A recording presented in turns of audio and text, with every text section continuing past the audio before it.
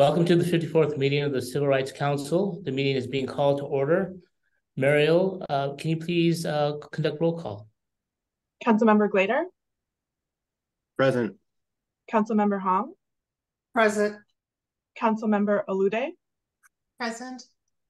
Chair Sandoval? Present. Councilmember Walensky? Present. Well, welcome everybody. I would like to thank all the stakeholders who are attending the Civil Rights Council meeting. This meeting is being webcast live via Zoom video conference, and the video of this meeting will be also available afterwards on the CRD website and the CRD YouTube channel. Please subscribe. We also have closed captioning available, as well as ASL interpreter for participants, which you can find at the bottom of the Zoom bar features. If you're having difficulty accessing closed captioning, you can send an email to council@calcivilrights.ca.gov with the administrator to resolve the issues. Members of the public joining remotely may have noticed that you are currently muted and your video is disabled at this time. The Q&A and chat functions are also disabled. However, please be advised that there will be opportunities for public comment and participation throughout today's meeting as we address each of our agenda items. We kindly request that you limit your comments to 3 minutes and that you address this specific agenda item that's being addressed by the council at that time. We have a number of ways for you to provide input and comments. As I mentioned, you can email the council at council@calcivilrights.ca.gov. We will be checking this email account throughout the meeting, and your comments will be read aloud and considered by the council members. If you would like to speak directly rather than through an email, please raise Gabriel? hand. Yes. Can we pause for a second just to make sure that everyone can see the ASL interpreter? Sure. I can email the person who's asking about it, but let's pause for just a moment while I do that. Yeah. Okay. Interpreter, can you check your settings to make sure that... So my settings are open, and so I'm seeing myself on the screen, but you guys have to co-host or do something to pin me. I don't have control of that. You have been pinned, so... All right, so it should be working for the person. They should be able to see the ASL. And I don't know if any of you can see that I am interpreting right now.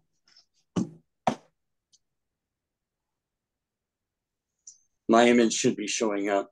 And okay. The woman is saying, finally, I see the ASL interpreter. Great. Okay.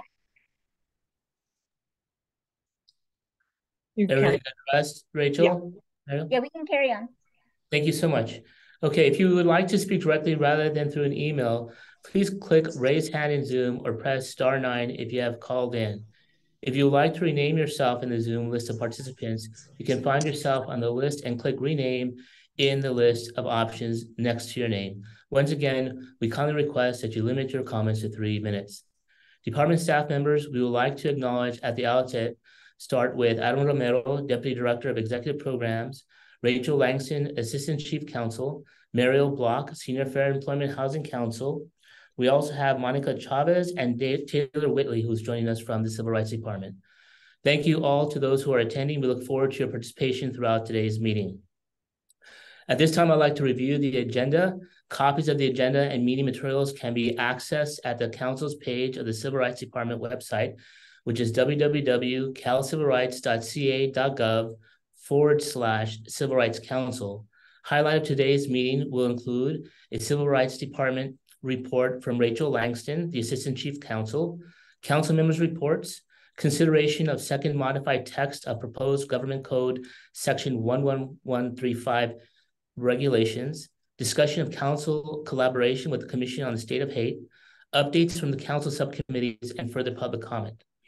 Our first order of business is with regard to the approval of minutes with regard to our meeting on August 29th, 2023, and that was attachment A.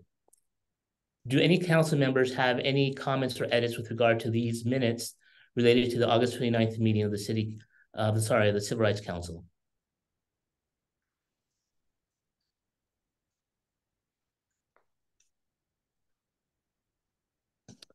Okay, so seeing none, can we take a roll call for approval of the minutes?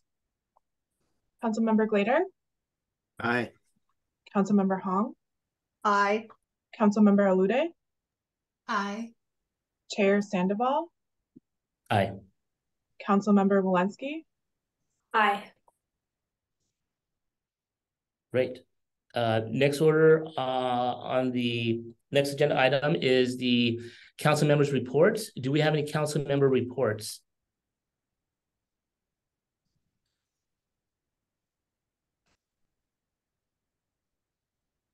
Okay. I would like to thank first the members of the Civil Rights Department and the EOC for sponsoring an educational Know Your Rights webinar for transgender employees, which I attended on September 28th, 2023. I also met with Russell Roybal and Bambi Salcedo at the Commission on the State of Hate, in addition to Monica Chavez, Rachel Langston, and Adam Romero regarding our future collaboration between the two entities, which I'll discuss at a later agenda item. So I would like to report that. And once again, thank you for members of the Civil Rights Department, the EOC, for putting on the webinar focused on the rights of transgender employees. Next on the agenda, we will have a Civil Rights Department. Yep. I'm so sorry. We're having another issue, I think, with the interpreter. I'm not sure why. Okay. That is, I don't have control over that. That control is yours. I'm seeing myself interpret, but I don't.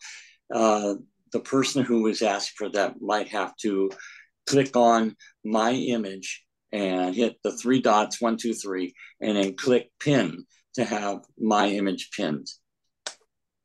Yeah. Okay. Just a moment. Apologies. All right.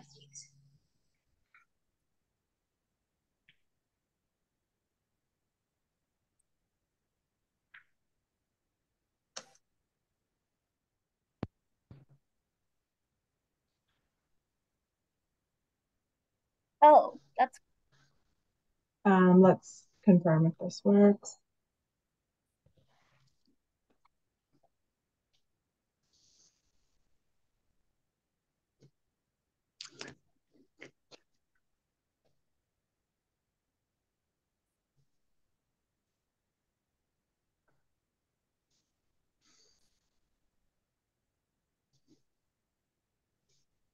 okay.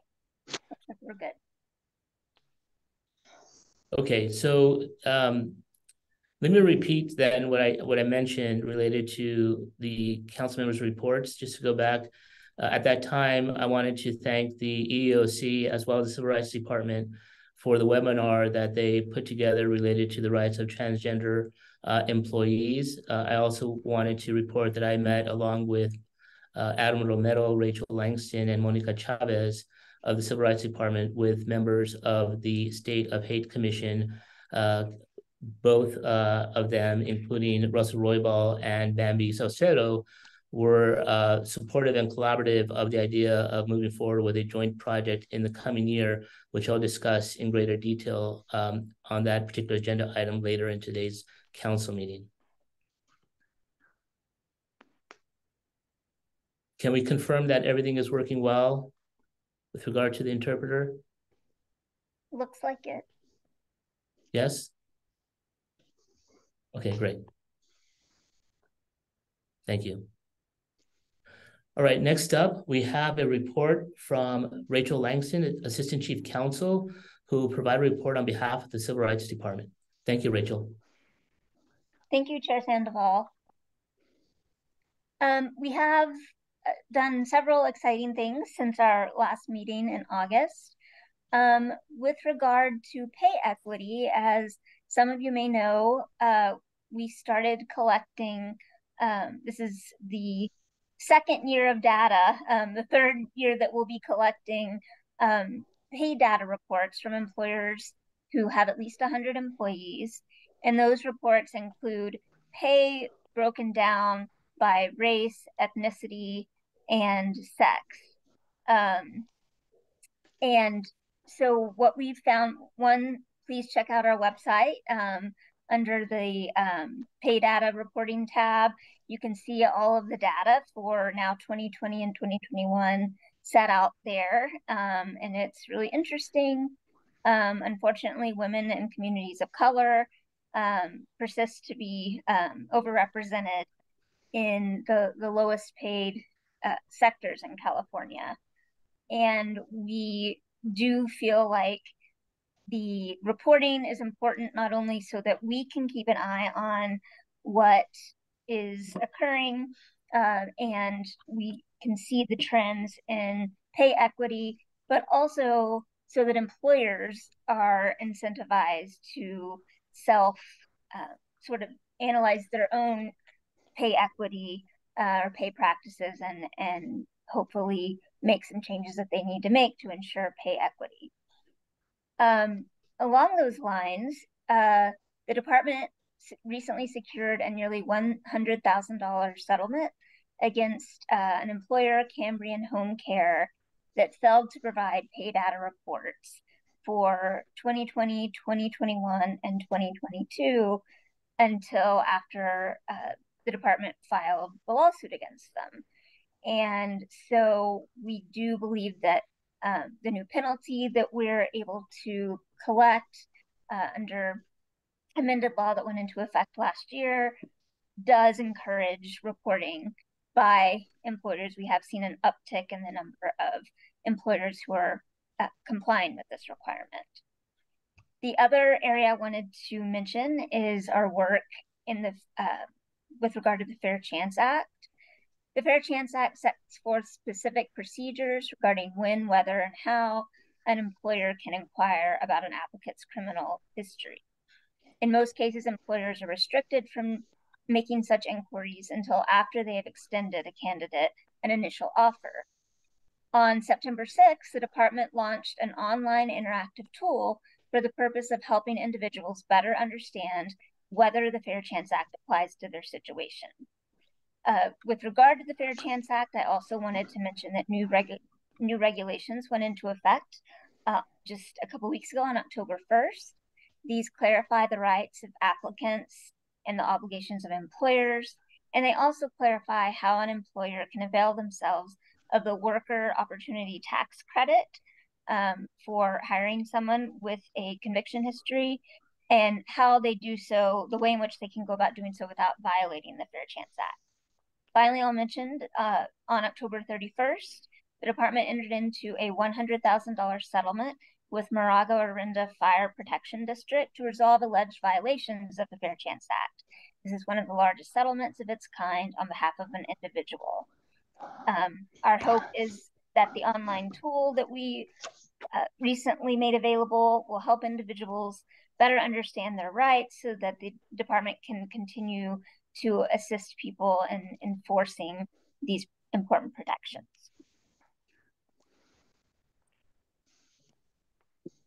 Thank you, Rachel. Do we have any comments from fellow council members or questions?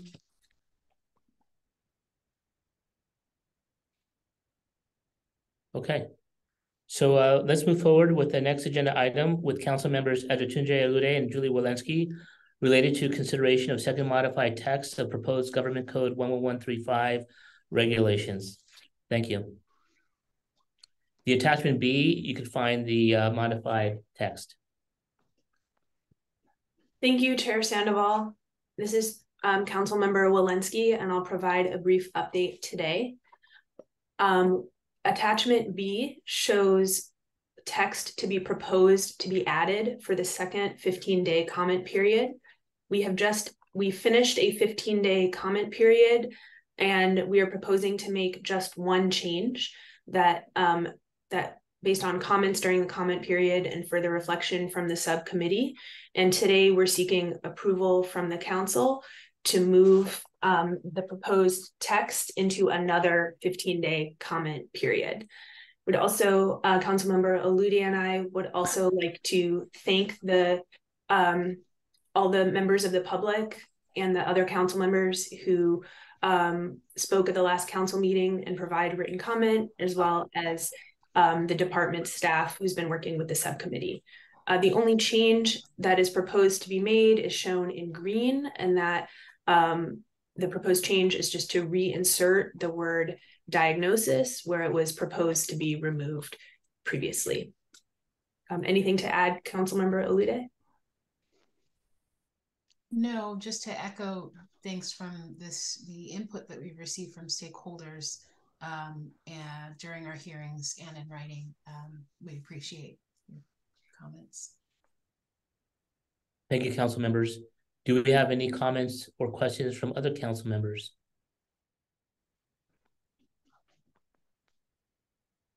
Okay, see none. Do we have any public comments on this item? No public comments. Okay, so the request has been for a motion for another 15-day comment period with regard to these regulations, modified text. Do we have a motion on that item? I move. Hong. Thank you, Councilmember Hong. Do we have a second? Second, Glader. Thank you, Councilmember Glader. Okay, roll call, please. Councilmember Glader, Aye. Councilmember Hong, Aye. Councilmember Alude, Aye. Chair Sandoval, Aye. Councilmember Walensky. Aye. Great, motion passes. Okay, next item on the agenda is my discussion with regard to collaboration with the Commission on the State of Haiti. I serve on a subcommittee with Councilmember Hong related to community education and engagement and outreach. And so this is part of our effort to join in a collaborative way with the State of Haiti Commission. I met, as I mentioned earlier during this meeting, with Chair Roybal, as well as Vice Chair Salcedo and other members of the Civil Rights Department, including Rachel Langston, Adam Romero, and Monica Chavez, with regard to what we foresee as potential collaboration. And so what we have decided is to think more broadly about what can happen in 2024. There are already two community engagement meetings that are being scheduled for the State of Haiti Commission, one in November and one in December. But what we're planning to do as well is to speak with Becky Monroe, our colleague, to see if there are any particular trends that they've seen with the now implementation and adoption of the statewide hotline. And so we are convening a meeting with her in the next couple of weeks to see if there may be an item that we can collaborate on that speaks to trends of increased hate. I see that the interpreter froze a little bit. Did it freeze for everybody or not? Okay. Do you need to repeat what I said, Mark? You froze for about 5 seconds. No, I'm good. Thank you. Okay. Oh, did I? So yeah, will you repeat, please, then? Sure. What I said is I had a meeting with Russell Roybal as well as Bambi Salcedo a couple of weeks back regarding collaborating with the State of Haiti Commission and the Civil Rights Council for the 2024 year. We are also going to be meeting with Becky Monroe to see if there has been identified any trends in terms of the types of hate incidents that we are seeing through the new hotline. And then that will have an opportunity to make a more fully informed decision as to what issues we should focus on. And so I'll have more to report back during our next council meeting, which is taking place in the next month or so, as to what course of action we should take. The idea is also that we do something in that's hybrid. So that means that people can participate remotely, but also an in-person meeting. There's also some discussion about bringing other stakeholders to address these issues of hate in different settings, whether it's at a campus or some other type of forum. So more to be discussed during our next meeting, but I wanted to give you an update as where we are. So very positive, there's opportunity, and I think given our independent role and responsibilities, separate and apart from the State of Haiti Commission, we should do something in this regard, particularly because it's affecting different peoples in different constituencies throughout the state of California, unfortunately. Any questions?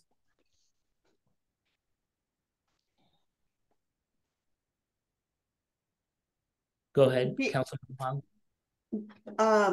Does the council on the State of Haiti meet only in the Bay Area and LA, or where do they normally meet? I know they have 4 meetings that are required. Right, they actually are meeting in different sections, and so they are meeting next in Los Angeles and I think San Diego. either San Diego will be first or Los Angeles, but they'll be meeting in Southern California. Other ways that we could reach out in the state is by having convenings in, for example, Riverside or Imperial County. And so that's up for discussion, but they are meeting both in person and as well as hybrid. And as I understand, the next 2 meetings will be in Southern California. And Yes. the next meeting, go ahead, council member. Oh, that, if they are doing a meeting, it may be aligned for us to do it in a underrepresented area like Riverside or Imperial, so that we can just kind of streamline our resources as well. Yeah, I think we're in total agreement on that. Those particular counties were identified as potential areas where we have a meeting. One thing I want to also mention is, based on my understanding, the upcoming meetings will be focused on the type of hate and related incidents that involve youth and social media, as well as the increase of hate that's been directed towards elected officials. And so that during board meetings and other types of venues. And so those are the items that are going to be addressed in the next 2 meetings in the future. Great. Any other questions? I'm sorry. My other question is for staff, whether or not we have a sense of a cadence for possible meetings in 2024, so we can try planning accordingly.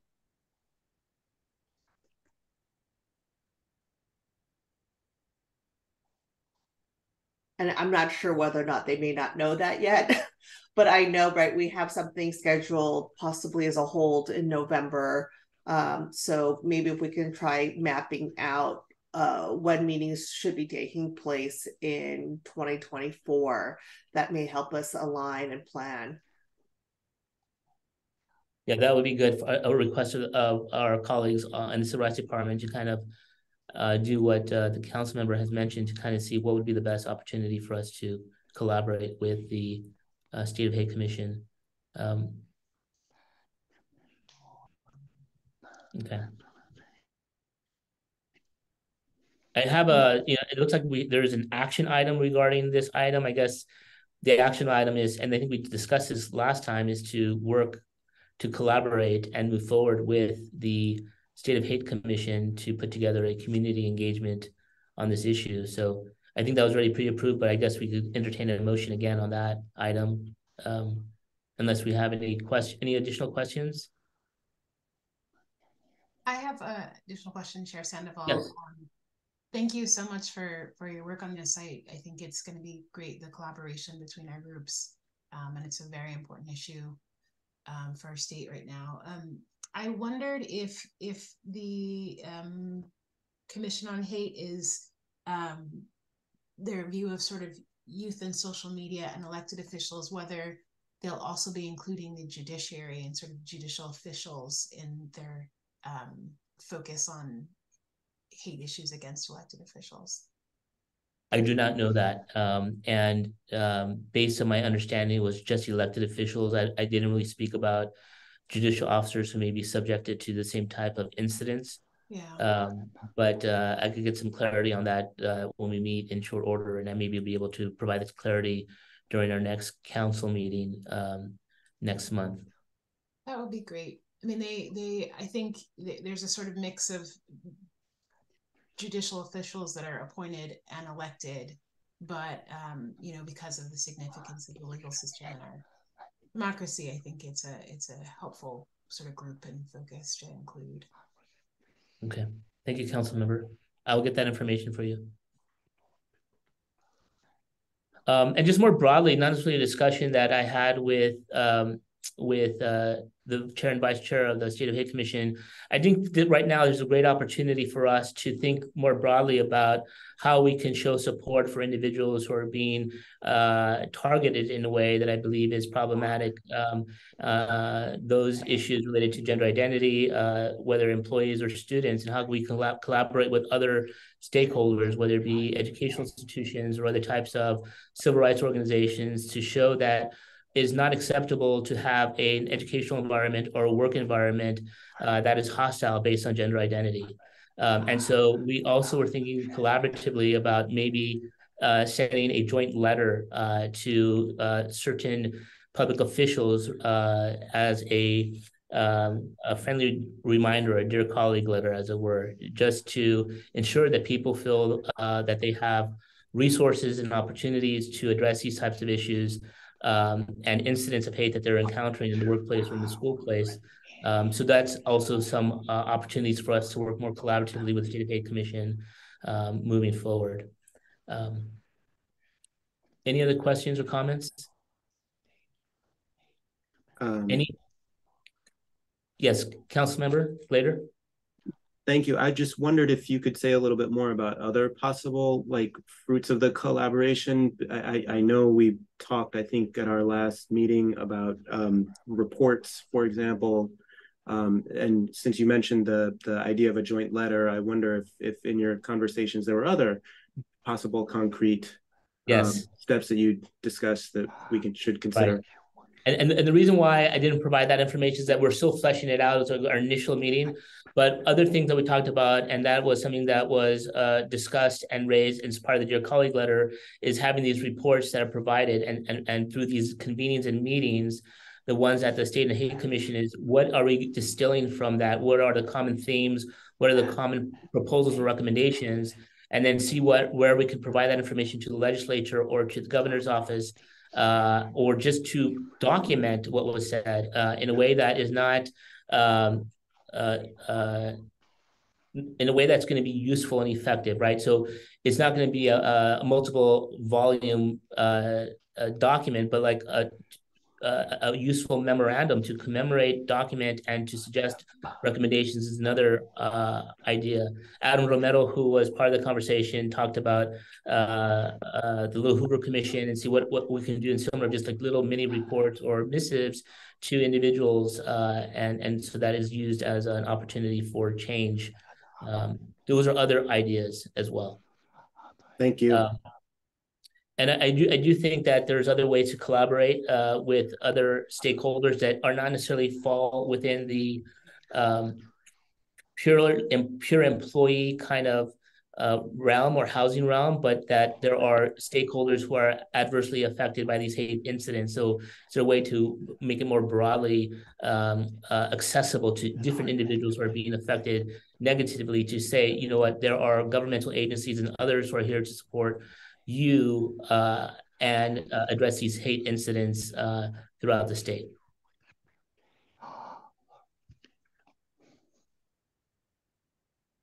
Any other comments or questions?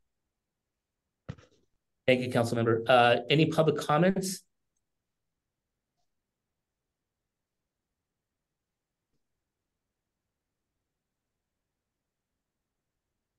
Okay, no, any public comments? No public comments. And, you know, both Councilmember Hong and I welcome feedback, and if you have ideas and any other suggestions during our next council meeting, please raise them, because this is a collaborative effort. This is a council effort, so would love your feedback in the future. Councilmember Hong, anything else to add?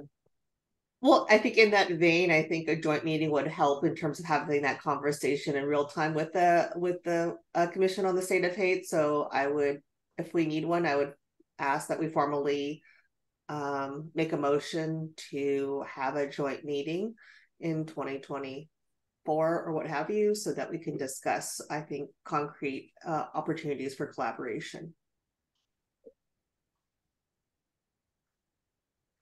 You get a second on that motion?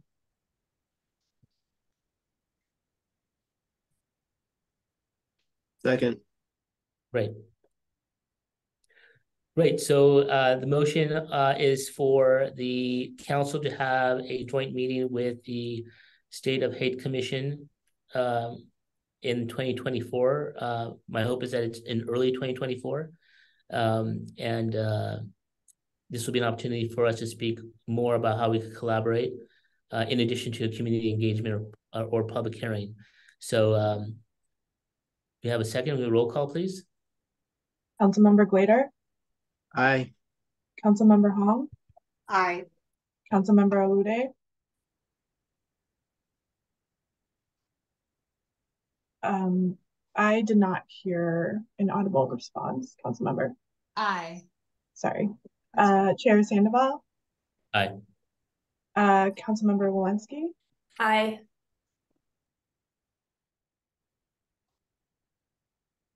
Okay, thank you, everyone. Next, we have subcommittee updates. I know that the last update, or the last subcommittee update, we had Councilmember Glader joined Councilmember Hong on the AI subcommittee. We were also waiting to see if there might be another appointment to the council. Adam Romero, do you know if that had been done, or there's some movement on that front? I'm not certain at this time now. Okay. All right. So then I don't have anything to add at this time with regard to the subcommittee updates. Does anybody have any information to provide at this time? Or comments? Okay. Do we have any public comments on this item? No public comment. Okay. All right. So at this time, I would like to thank everyone for joining us today at this council meeting, Civil Rights Council meeting. Since we don't have any further public comment, I am adjourning this meeting. It is 10:34 a.m. Thank you, everyone. Have a good day. Thank you.